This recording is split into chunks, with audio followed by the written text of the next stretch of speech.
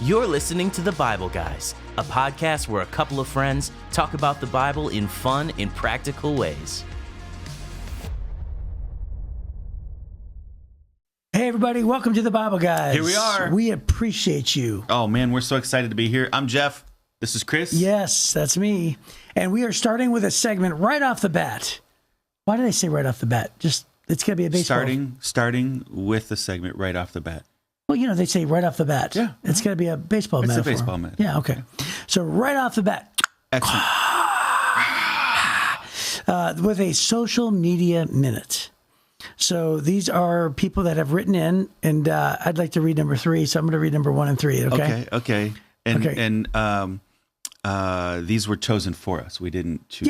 Yes, right? correct. Des picked these. Des always picks everything. That's right. So number 1, it says, this is from Nick P. Oh, I didn't read these yet. So. I didn't read them Nick. yet. Yeah. And so Nick says, knowing your schedules, I really commend you guys for sticking with the podcast. Oh, this is a very thoughtful comment.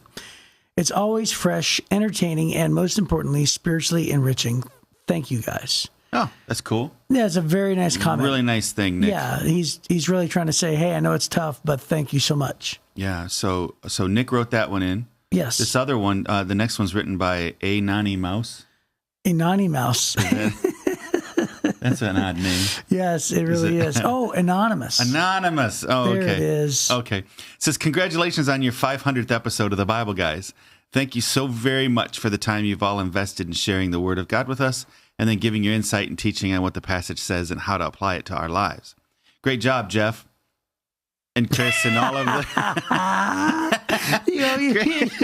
You were wanting to skip over and Chris. I didn't skip over and Chris. Great job, Jeff and Chris and all of the behind-the-scenes people responsible for the podcast.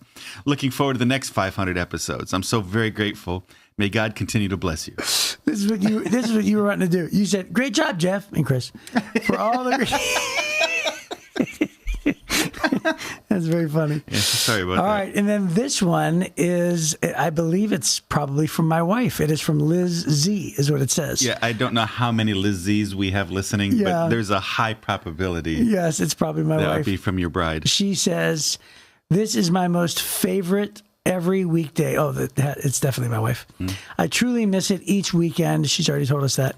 And I'm married to one of these guys. Oh, there it is. There you go. There you go. Yeah, that's my wife. Yeah. I've learned so much and grown in my faith. Congratulations on 500 episodes. Oh, that's nice. That's very nice. Thank you, Liz, for writing in, sweetheart. That was very nice. Yes, we appreciate that very much. Okay. And the anonymous one was probably my mom. She just didn't want to admit it. Right. Yeah. Well, if it was your mom, she would say, great job, Chris and Jeff. Yeah, that's true. Yeah. Thanks for carrying Jeff along, Chris. Right. That's exactly that's what right. it would be. Well, that's really nice. I'm always amazed that people write so many nice things. And and I very much appreciate it. Yeah. This week we had one of our fans, a little girl. How old was she? Oh, yeah. She came up and you're talking about at the Volunteer 101 meeting. Yeah. She was probably 6. And 7? she brought us these little pictures that she made, right, to the Bible Guys. Yes. And so you got one and I got one. I put it in my office. That's so great. Yeah, it was really great. Really cool. It's amazing. I just can't hardly believe it. Well, thank you. God's blessed us because of you guys listening all the time. So thank you so much. Yes, thank you. And today we're going to be launching right in to the scripture. But before we do, we just want to remind everybody to like us and to share and subscribe. I think last week, in fact, it was this morning. I woke up this morning and I listened to the Bible Guys on my way to recording the Bible Guys. Oh, yeah. And whatever's airing this morning, you had said that statistic where 48% of people have not subscribed. And you explained how it helps our algorithms to put in other people's feed. Yeah. So I'm just reminded today. Yeah, it helps us get the word out. Yes, to remind everybody else to subscribe. So great. That's the one way you can partner with us. Yes. Help us do it. So I appreciate that very much. Okay, well, we are going to deviate from what's on our show sheet. Yes. And every once in a while we do this, and then we have to go to apologize to Des on this. But we came across the fact that we were skipping 2 chunks that I think are kind of important. One of them just because it's so cool. Yeah. And that's today's episode. And then tomorrow it's a real pivotal moment, and so we have to deal with that as well in David's life. And just to remind everybody, the goal for this whole series is to hit the milestones of the Old Testament. So therefore, we're not going verse by verse. Right. We're going chunk by chunk, just sort of hitting the highlights.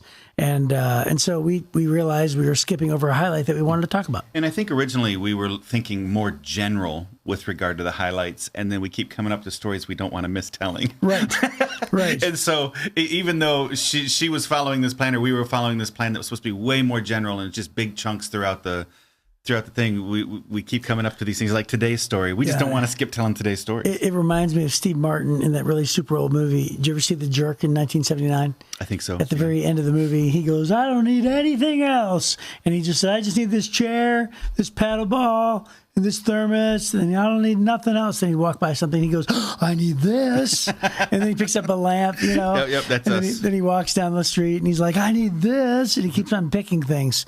And that's us. That's us. That's us. Yeah. We're so the it's us. jerks. It's not Des. It's us. Yes, so. that's right.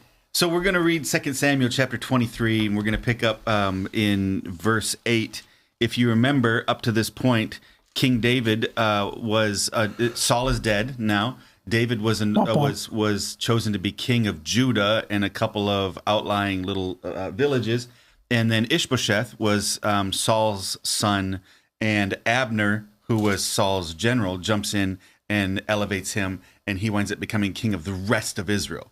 And so this lasts for several years. And during that time, there's still conflict now between David and Ishbosheth and Abner's armies. Yeah, and Judah and Israel. Yeah.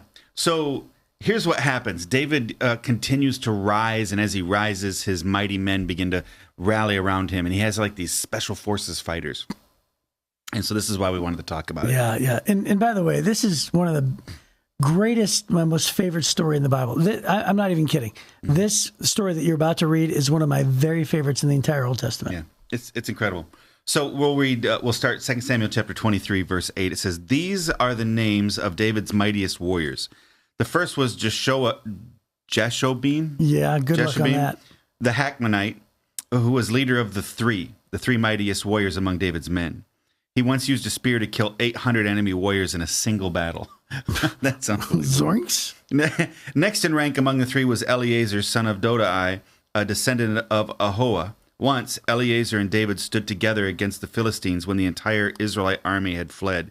He killed Philistines until his hand was too tired to lift his sword, and the Lord gave him a great victory that day. The rest of the army did not return until it was time to collect the plunder. Next in rank was Shammah, son of Agi from Harar. One time, the Philistines gathered in Lehi and attacked the Israelites in a field full of lentils. The Israelite army fled, but Shammah held his ground in the middle of the field and beat back the Philistines, so the Lord brought about a great victory. Once, during the harvest, when David was at the cave of Adullam, the Philistine army was camped in the valley of Rephaim. The three, who were among the 30, an elite group among David's fighting men, went down to meet him there. David was staying in a stronghold at the time, and the Philistine attachment had occupied the town of Bethlehem.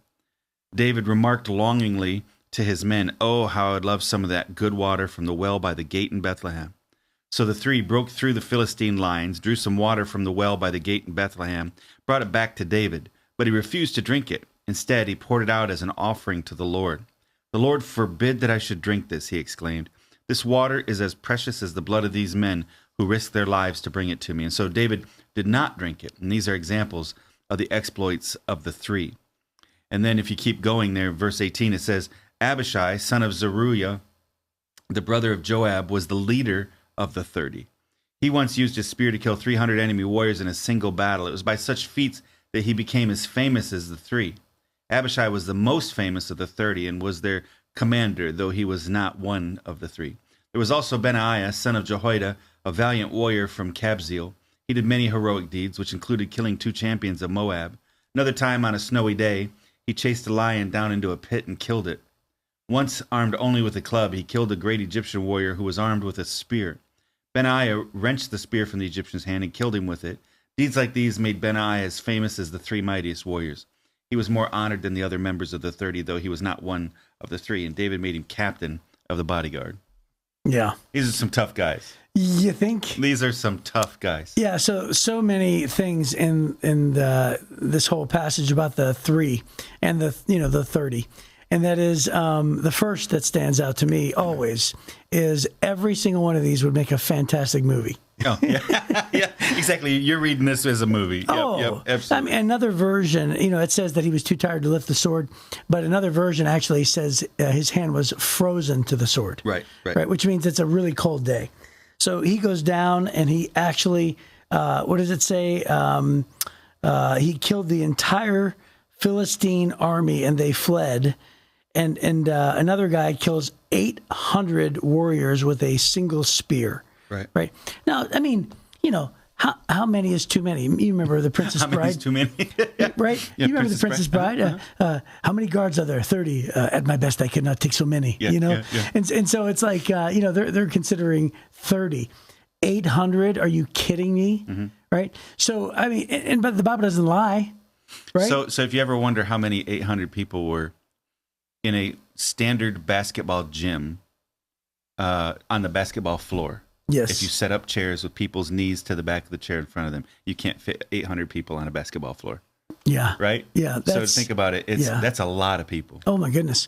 You ever exaggerate a story sometimes where... No. I've never exaggerated. Where you're going down the road and it's like 30 miles an hour and you're like, dude, I was going like 50. Yeah. Right. Yeah. And so, but not even really sort of meaning to, maybe you thought we're going 50, but God doesn't exaggerate. So if God says 800, that means it's 800. It's factual. Right. And I just cannot even imagine the movie that would make for one guy to just It's just bodies flinging everywhere, like Neo, stacking them up. Neo and Mr. Anderson's, right? Yeah. And anyway, the bottom line is these guys all were epic warriors. And think about it, they did things here that are just as impressive as David's stand against Goliath. Yeah. Right? And that's kind of what's being highlighted here. Yes. These guys are unbelievable. Talking about the three, and they're talking about the two guys that are outside the three, but as famous as the three. And, Which means it's an encouragement for us that we should strive to hang around people who will sharpen our character. Mm-hmm. In this case, these warriors, they were attracted to David because, David was brave. Yeah. David was a man of faith, unbelievable faith. Yeah. And so these men stepped out in faith, believing that God would be with them in battle as well. Nobody shall defy the army of the King of Israel, or the Lord's army. Right. And so anyway, it's just an unbelievable thing. So anyway, all of these things. And by the way, Benaiah, whatever his name is here, Benaiah, he's got an honorable mention, and he's only the guy who went down into a snowy pit and killed a lion. Yeah, it says there was also Benaiah. Right. So we already talked about the cool guys, but hey, we should mention Benaiah. Right. Hey, he wasn't. Since we have time, he was more famous than the 30. He didn't quite make the 3, but he did many heroic deeds. Yeah, by the way, he took on a guy with a spear with a club. He killed a lion in a snowy pit. A snowy pit? Are you kidding me? Yeah. And so anyway, it's just pretty great. Now, the other thing that stands out to me is the story about the well. And, we all have the food of our youth. Oh, yeah. Right? Yeah. In Ratatouille, it was the food critics' Ratatouille dish, right? And for me, it's Handel's ice cream in Youngstown, Ohio. That's it. It takes you back to being a kid. Yes. But David is like, I know that well. It's the well I grew up in. Yeah. It's in Bethlehem. He didn't grow up in the well, but the well I grew up with. What did I say? In? Yeah. It's early. It's the well I grew up with. Yeah. Well, I meant to say he grew up in the well. It's the town I grew up in. It was really incredible. There was a crowd all around, helicopters. It was the TV things. He's hanging upside down in the well for.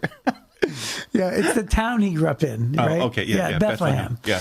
And so, when they dug wells back then, in order to go deep, they had to go the very, very wide wells. So, like, have you ever been to? Did you guys stop at when you were in Israel? Did you stop at Jacob's well? We didn't. No. Okay, so it's interesting because think of like a soda bottle, like a 2 liter of soda, okay, or pop, whatever you want to call it. So it's really, really wide, and then it goes into like this tiny little, nozzle where you pour the soda out. Right. So it's super small, like it'll fit a penny in it. But then when you go down a little ways, it goes wide. Well, that's what they did with Jacob's well. So with Jacob's well, they probably had dozens of men digging it. Right. It was probably honestly.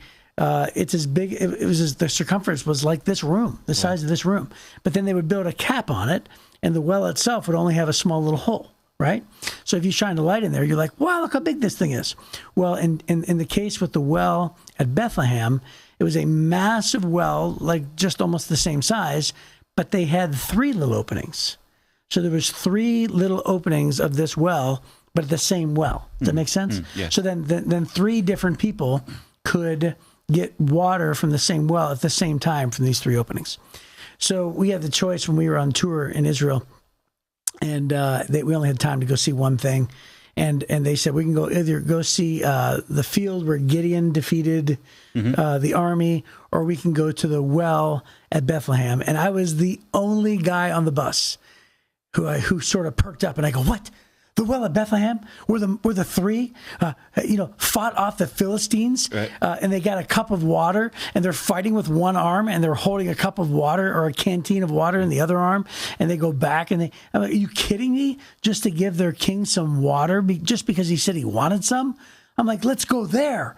And I was the only one, and everybody else wanted to go see the field where Gideon was, and I said, that's fine, so I conceded, and then the leader of the trip came up to me and said, even though you were the only one, we all saw how excited you were. And so we all conceded we're going to go to the well. Oh, wow. Which was really fun. Yeah. So I got to take a picture, and it was closed. You couldn't drink from it because the well is spoiled. But I got the camera, and I put it down there, and I took a picture of it. And I just thought, wow, this is where it happened. And then for David to pour out a drink offering to the Lord, and think about how much he wanted that water, and then they go get it. If I were the Warriors, I'd be mad. If I wasn't spiritual, right? He's pouring it out. Oh, thanks for this, but I'm going to pour it out. I'm like, what? I just risked my life for that, killed 14 people, right? And and so, but he pours it out because he's so grateful. What was holy to him? Yes, right. At that moment, nobody deserves that kind of love of loyalty. Right. We're going to pour it out. We're going to give it to God instead. Well, think about in this moment. Think about all the things, the earthly things that you've ever wanted. All these things that you strive for, and in that moment to recognize that God is the provider of those things. Sometimes that's a hard thing to do for us. Right. We strive to get the promotion. We get the promotion, and we think to ourselves, "Wow, we earned that."